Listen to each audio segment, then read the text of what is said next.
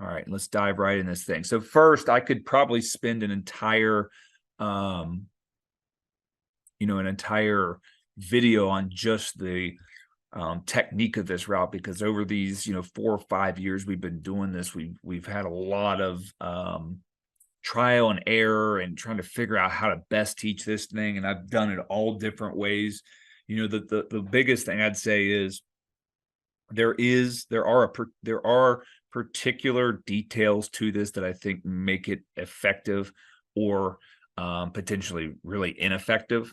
But at the end of the day, much like if you watched our deep choice stuff, the way that I kind of learned it and the way that we do it is we have hard, fast rules, but we don't overcoach this thing. So just to give a quick visual overview of what we were talking about. So this is this in this particular picture, it would have the running back being able to run the option route, and you can do this from the backfield. You can do this from the slot.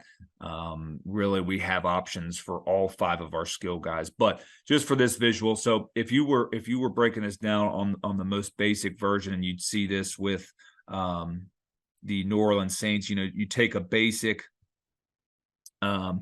stick concept, 3-man concept, any variation that you like of that, and you think about this against a 2-high structure. And so, like I was saying, what we were getting is we were getting a double on our vertical, which was obviously taking us away pre-snap, out leveraging this post-snap, and then also really getting a hard match on this the stick, where we have a lot of different techniques where we can work in, dig it out, and work a way to try to throw this. But the way that these match coverages were playing this, it really just restricted that front side access. They were getting 4 over 3 and really just pushing as many defenders as they could over there, and restricting the space. And so what we kind of found out is in these structures is, if we get our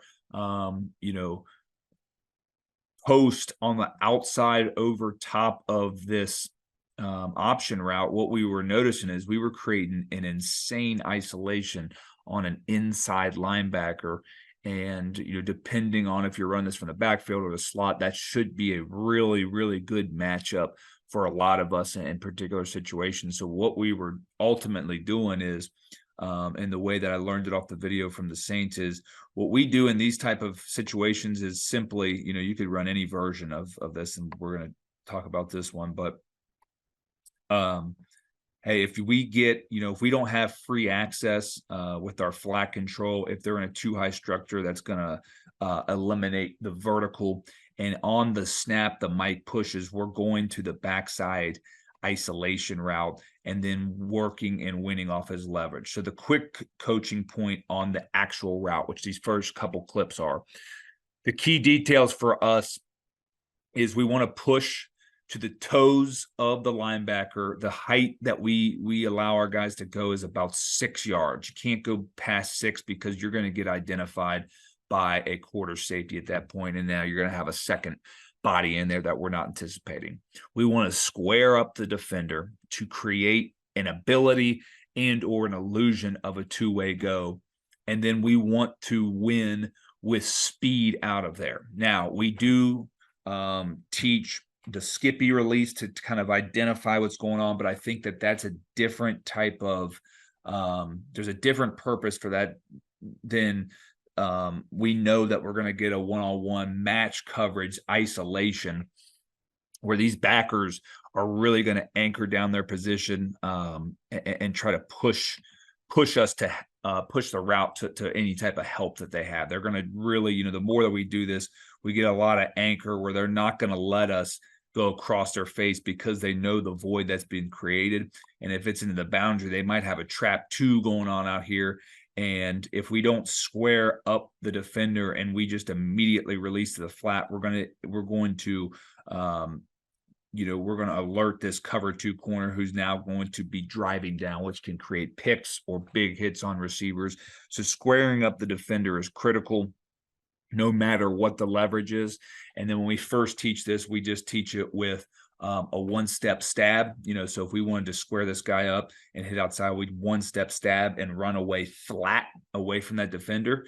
The inverse working inside is good as well. And then we would teach a 1-2 crossover to win inside or outside. And then you'll see on this cut up that guys can get kind of creative with some of the jerk routes and setups.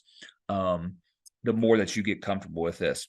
One other thing I'd like to add, because it's the number one question whenever I try to, I tell guys, hey, you got to have this concept in, it's good for all systems if you really believe in true quick game, is how do you get the quarterback and the receiver on the same page?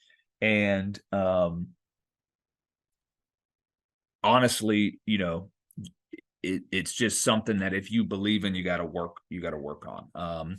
But for all of time in triple option offenses, we're putting decisions in the players' hands. If you run the deep choice stuff or any type of vertical read on your outside routes or seam routes, you're giving options to the players. And ultimately, if it's something that you can find value in and you have a particular purpose for, we do an option drill at least 2 times a week. In camp we might do it more, but we do an option drill all the time where our guys are working on the routes and we're working on the timing and ultimately just getting our guys to kind of operate this thing. All right, so this first clip just going to show you some really quality visuals of the route itself. All right, so I love this. He works through an open B gap here, gets square with the will linebacker, hits a one-step stab, rolls away, gets just enough leverage. Okay, we can put that football on him, and you can see just even in this first picture, the isolation that we're creating against this match coverage. Really, they're getting 5-on-3 to our trips. Boundary corners getting taken out with the boundary vertical. We've created an isolation that's essentially 2/3 of the field for our guy to work and win. I think this is a really good example from the backfield.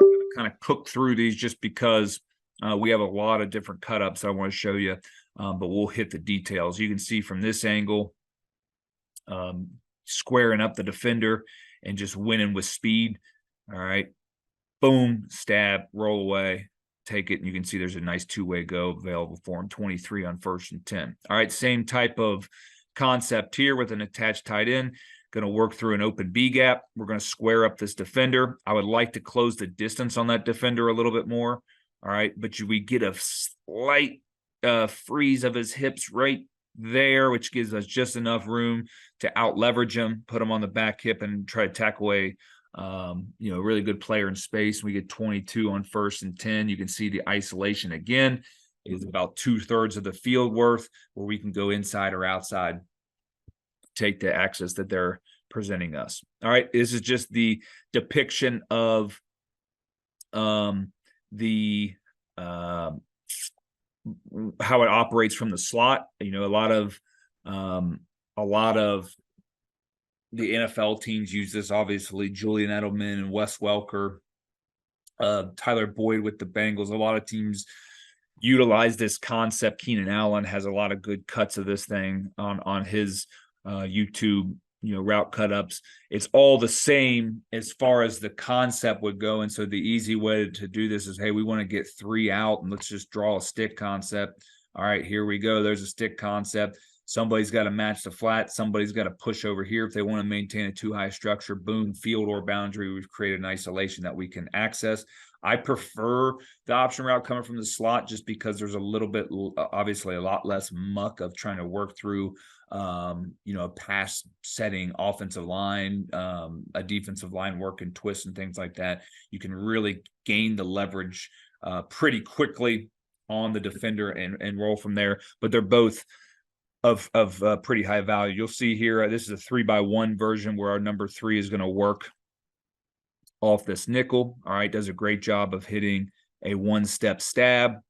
All right, again, I'd probably like, this is early in our mode of operation where I like a little bit more on the toes of the defender, but once he steps forward, we freeze him, boom, ball's out on time, great ball placement. All right, then we get a nice run and catch after the completion.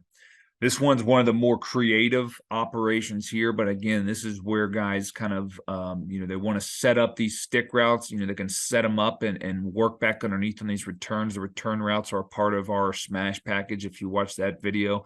So they have that in their arsenal already, and I love this, just really setting the defender up on the outside, knowing that there's a lot of vertical space to hit this route in. All right, having them